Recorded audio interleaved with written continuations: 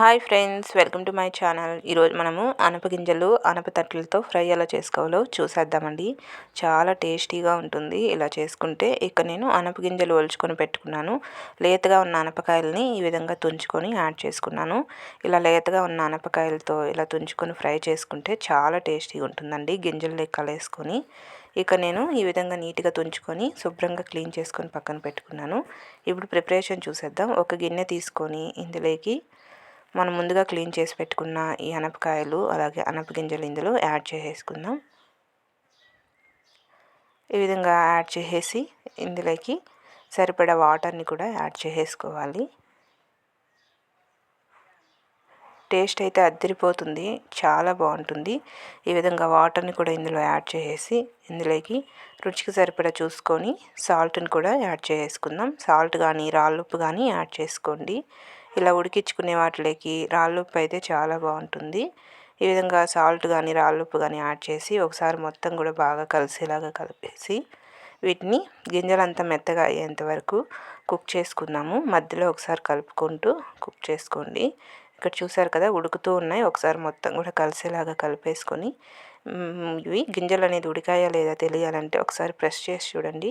ఇలా ప్రెస్ చేసినప్పుడు మనకి ఉడికిపోయి ఉంటే స్టవ్ ఆపేసుకోవచ్చు. ఇక్కడ గట్టిగానే ఉన్నాయి, మరి కాసేపు ఉడికించుకుందాం ఈ గింజల్ని. వీటిని మరో 5 నిమిషాల పాటు ఉడికిస్తున్నాను. ఇలా ఉడికించిన వాటర్ని వేస్ట్ చేయొద్దు, వీటితో రసం కూడా చేసుకోవచ్చు. ఆ రసం రెసిపీ కూడా కావాలంటే కామెంట్ సెక్షన్లో కామెంట్ చేయండి, చేసి చూపిస్తాను. ఇక్కడ చూసారా, గింజలంతా మనకి పర్ఫెక్ట్గా ఉడికిపోయినాయి. ఇప్పుడు వాటర్ సపరేట్ చేసేసుకొని ఈ గింజల్ని పక్కన పెట్టేసుకుందాం. ఈ గింజలు పక్కన పెట్టుకొని ఇప్పుడు స్టవ్ మీద ఒక గిన్నె పెట్టుకొని ఆయిల్ ఒక 2 టేబుల్ స్పూన్స్ వరకు యాడ్ చేసుకోండి. ఆయిల్ హీట్ ఎక్కిన తర్వాత ఆవాలు ఒక 1/2 టేబుల్ స్పూన్ వరకు యాడ్ చేసి ఇవి చిటపటలాడిన తర్వాత సన్నగా కట్ చేసుకున్న ఆనియన్స్ అలాగే కరివేపాకు రెమ్మలు కూడా యాడ్ చేసి ఇవంతా చక్కగా ఫ్రై అయ్యేంత వరకు ఫ్రై చేసేసుకుందాము. ఈ విధంగా ఇవంతా చక్కగా అయ్యేంత వరకు వేగేంత వరకు ఫ్రై చేసేసుకోవాలి. మంచి గోల్డెన్ బ్రౌన్ కలర్ వచ్చేంత వరకు వేయించుకుందాము. ఈ విధంగా మంచి కలర్ వచ్చిన తర్వాత మనం ఇందాక ఉడికించుకొని పక్కన పెట్టుకున్న ఈ అనపగింజలు ఈ తట్లంతా కూడా ఇందులో యాడ్ చేసుకుందాం.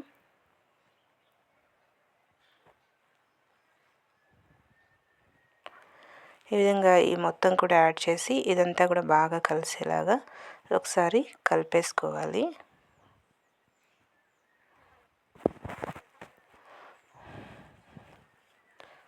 ఇలా కలిపేసుకొని ఇందులోకి కొద్దిగా పసుపుని యాడ్ చేస్తున్నాను. సాల్ట్ అనేది ఒకవేళ మీకు తగ్గిందనిపిస్తే యాడ్ చేసుకోండి, లేదా అవసరం ఉండదు. ఎందుకంటే ఆల్రెడీ మనం ఈ గింజలు ఉడికించేటప్పుడు యాడ్ చేసాం కదా. ఒకవేళ మీకు తక్కువ ఉంది అనిపిస్తే యాడ్ చేసుకోండి, లేదా పసుపు ఇలా యాడ్ చేసి ఈ గింజల్ని ఆయిల్లో కాసేపు అలా ఫ్రై చేసుకొనిద్దాము.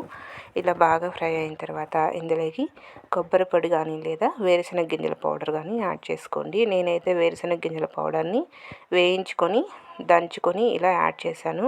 మీరు వేరుశనగ గింజల పొడి ప్లేస్లో కొబ్బరి పొడి లేదా పుట్నాల పప్పు పౌడర్ కూడా యాడ్ చేసుకోవచ్చు. ఈ విధంగా పౌడర్ కూడా యాడ్ చేసి ఇదంతా బాగా కలిసేలాగా ఒకసారి కలిపేసుకోవాలి.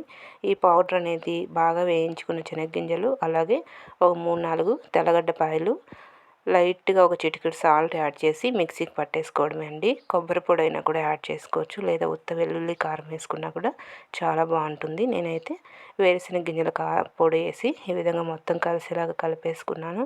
ఇప్పుడు లైట్గా రెడ్ చిల్లీ పౌడరు కారంకి సరిపడా చూసుకొని యాడ్ చేసుకోండి.